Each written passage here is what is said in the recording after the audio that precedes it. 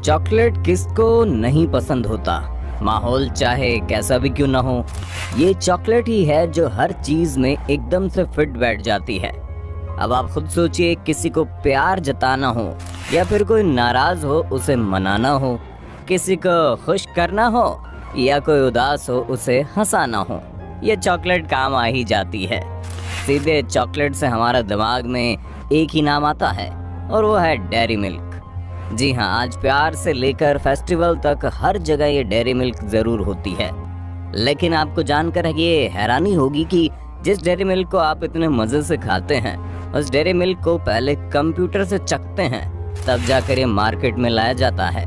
मतलब सबसे पहले डेयरी मिल्क को कंप्यूटर से टेस्ट करवाते हैं और उसके अप्रूवल के बाद ही ये डेयरी मिल्क मार्केट में आती है। उड़ गए ना आपके होश? आपकी पसंदीदा डेयरी मिल्क के बारे में आज हम खोलेंगे कुछ अनोखे राज जो आपको दंग कर देने वाले हैं। इसलिए आज की इस वीडियो को एंड तक देखें और ऐसे अमेजिंग फैक्ट्स के लिए चैनल को सब्सक्राइब जरूर करें। कभी ना कभी आपने भी कैडबरी चॉकलेट जरूर खाया होगा, लेकिन क्या आपने कभी सोचा है इसकी शुरुआत कैसे हुई थी? कौन था जो इनका फाउंडर था और वजह क्या थी? तो चलिए आपको बताते हैं। सबसे पहले इसकी शुरुआत की बात करते हैं जो काफ़ी ज़्यादा इंटरेस्टिंग है। कैडबरी के फाउंडर जिनका नाम है जॉन कैडबरी। जॉन कैडबरी ने जब यूके शराब की आदत से परेशान देखा तो वो काफ़ी परेशान हो गए।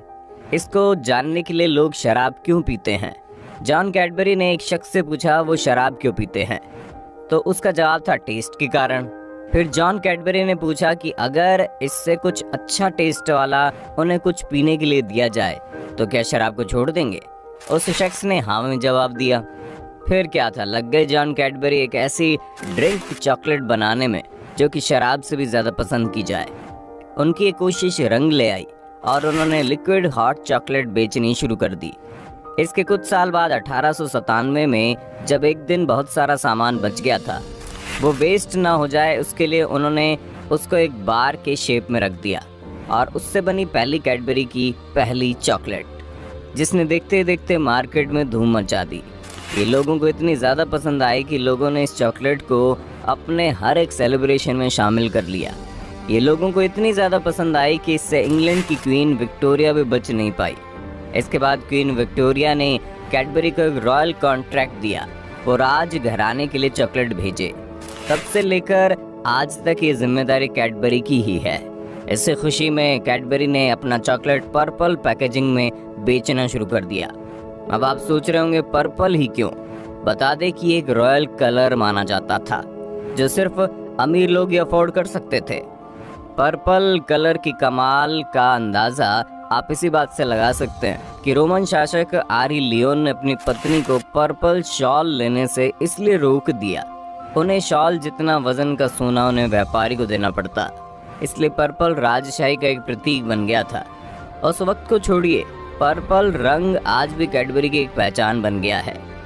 इसके लिए कोई भी चॉकलेट ने पर्पल का यूज़ भी नहीं किया था, क्योंकि 2013 तक तो कैडबरी ने पर्पल का शेड मार्क तक खरीद के रखा था। फिर नेस्ले ने कोर्ट में कैडबरी को चैलेंज किया, जिसके बाद कैडबरी के हाथों से ये छीन लिया गया, जिससे ऐसा लगा कि अब प्रोडक्शन में कमी आएगी, लेकिन ऐसा कुछ हुआ ही नहीं। अब बात करते हैं मैन्युफैक्चरिंग की। बता दें कि इसको बनाने के लिए सबसे ज़रूरी है कोको बीन्स की। इस कोको बीन्स को कैडबरी अफ्रीका के घाना से मंगवाता है, जहां सबसे पहले कोको के पेड़ से कोको बैग्स निकाले जाते हैं, जिसमें से निकलते हैं कोको बीन्स, जिन्हें धूप में सुखाया जाता है। सबसे अच्छी बात तो यह है कि कोको बीन्स कैडबरी एक कोको लाइफ के नाम की संस्था से मंगवाता है, जो घाना के लोगों के विकास के लिए काम कर रही है। वहां से इसे अलग अलग देशों में भेजा जाता है, जिसके बाद इसके ऊपर के शैल निकाल दिए जाते हैं और उसके बाद कोको को अलग से निकाल कर रोस्ट किया जाता है। रोस्टिंग से कोको का स्वाद निखर जाता है। ऐसा करने से कोको की खुशबू हर जगह फैल जाती है। इन सब के बाद कोको को बड़े बड़े ग्रेडिंग मशीन में डालने के लिए भेजा जाता है, जहाँ से निकलने के बाद कुछ कोको को अलग से निकाल लिया जाता है ताकि उनका बटर बना लिया जा सके, और बाकी का कोको आगे भेज दिया जाता है, जहाँ इसमें मिल्क और शुगर मिलाया जाता है। मिल्क और शुगर मिलने के बाद ये और ज़्यादा गाढ़ा हो जाता है। इसके बाद इसे वैक्यूम ओवन में डालकर फिर से पाउडर बनाया जाता है।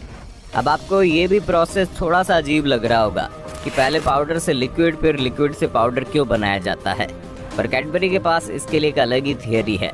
उनके हिसाब से ऐसा करने से इससे कैडबरी के टेस्ट में इजाफा होता है। आपको बता दें, इस प्रोसेस को 1 नहीं 2 नहीं बल्कि 3 बार रिपीट किया जाता है। अब इसके बाद पाउडर को फिर से अलग अलग चीज़ों के साथ मिलाया जाता है। आपको याद होगा कि कुछ कोको बटर को बनाने के लिए कुछ कोको को अलग से निकाल दिया गया था। अब अगले प्रोसेस में कोको बटर बनाने के साथ ही कुछ अलग इंग्रेडिएंट्स डाले जाते हैं और फिर इसे मिक्सी में डालकर ग्राइंड कर दिया जाता है। इसके बाद इसे सांचे में डालकर फ्रीज़र की ओर भेजा जाता है।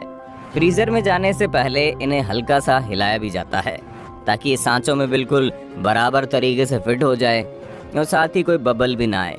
अब फ्रीज होने के बाद आपकी पसंदीदा चॉकलेट बनकर तैयार हो जाती है। इसके बाद इनके ऊपर चॉकलेट की एक लेयर चढ़ा दी जाती है ताकि ये जल्दी से न पिघले। अब इतना सब कुछ होने के बाद इन्हें पैक करने से पहले एक सेंसर इसके वज़न को चेक करके दिखता है। अगर वज़न में कमी आए तो इन्हें बाकियों से अलग रख दिया जाता है। अगर सेंसर की तरफ से सब सही हुआ तो इसे पैक करके आगे की तरफ भेज देते हैं। ये थी प्लाइन चॉकलेट की बात। पर ये तो हम सभी को पता है कि डेयरी मिल्क के और भी बहुत सारे वेरिएंट हैं, जैसे कि बबल, नट वाले और अभी नए में जो आया है ओरियो वाला। अब इनको कैसे तैयार किया जाता है उनका भी डेटा हमारे पास मौजूद है, लेकिन कुछ कैडबरी की पॉलिसीज़ के कारण दुनिया से छुपाया जाता है। नट वाले में बनाने में बस इतना फ़र्क होता है कि लास्ट में मोल्डिंग के वक्त चॉकलेट में बादाम और नट्स डाल दिए जाते हैं, फिर इन्हें फ्रीज़ कर दिया जाता है। बात अगर बबल वाले कैडबरी की जाए तो इसके नेट पर बनने के बहुत ज़्यादा तरीके मौजूद हैं। तो करते हैं, चॉकलेट को गर्म करने के वक्त उसमें बेकिंग सोडा डाल दिया जाता है, लेकिन अभी तक इस पर कंपनी ने कोई भी बात नहीं कही है। और वैसे भी इतनी बड़ी कंपनी ऐसे अपनी रेसिपी पब्लिक तो करेगी नहीं। डेयरी मिल्क में क्या क्या है ये बात लोगों को जानने की बड़ी उत्सुकता है। ऐसा इसलिए भी है क्योंकि 2003 में ये खबर सामने आई थी कि इसमें कीड़े मिले हैं। इस बात का कोई प्रूफ नहीं था, लेकिन प्रूफ चाहिए था किसको? बड़ी कंपनी थी। बात आग की तरह दुनिया भर में फैल गई कि डेयरी मिल्क में कीड़े मिले हैं। अब ऐसा हुआ तो मार्केट बहुत ही ज़्यादा लॉस में आ गई और मार्केट से बाहर होने की स्थिति में आ गई। अब बड़ी कंपनी ऐसे तो बैठेगी नहीं। तभी कैडबरी ने सबसे बड़ा हथियार चलाया और अमिताभ बच्चन जैसे दिग्गज कलाकार को अपने ऐड में ले आए। इसमें से एक ऐड में तो अमिताभ बच्चन ने मैन्युफैक्चरिंग के तरीके के बारे में बात की और जितनी भी अफवाहें थी उन सबको खारिज कर दिया। ऐसा करने से अमिताभ बच्चन की ऐड काम कर गई और फिर से लोगों ने अपना विश्वास कैडबरी पर जमकर दिखा दिया। ऐसा होने के बाद तब से लेकर अब तक कैडबरी ने अपने मैन्युफैक्चरिंग में भी बहुत सारे डिफरेंसेस लाए, जैसे कि इंसानों के अलावा चॉकलेट को कंप्यूटर भी टेस्ट करके देखते हैं। अब आपको लग रहा होगा कि जो कंप्यूटर महसूस नहीं कर सकते, देख नहीं सकते, वो वाला टेस्ट कैसे करेंगे? इसका जवाब थोड़ा सा पेचीदा है। होता ऐसा है कि चॉकलेट की टेस्ट से नहीं बल्कि चॉकलेट की स्मेल से इनकी गुणवत्ता की पहचान होती है। होता ऐसा है कि एक इंसान चॉकलेट खाता है और अपनी सांसों को एक मशीन में छोड़ता है, जहां सॉफ्टवेयर से डिटेक्ट कर लेते हैं कि चॉकलेट में कुछ खराबी तो नहीं है। ये ठीक वैसा ही तरीका है, जब घर में कुछ बनता है तो सबसे पहले उसकी खुशबू देखी जाती है।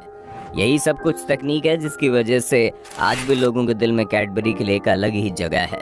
एक आंकड़े के मुताबिक साल भर में 35 करोड़ कैडबरी चॉकलेट खाई जाती है। ये कैडबरी चॉकलेट तीसरे नंबर पर हैं जो कि सबसे ज़्यादा चॉकलेट बनाती है और उससे कहीं ज़्यादा उन्हें प्रॉफिट भी होता है। आपको कैसी लगती है कैडबरी चॉकलेट? हमें कमेंट में बताइए ना। कैसे लगी आज की वीडियो हमें ये भी बताना। ऐसे ही कुछ इंटरेस्टिंग फैक्ट्स को जानने के लिए हमारे चैनल को सब्सक्राइब जरूर कर लेना।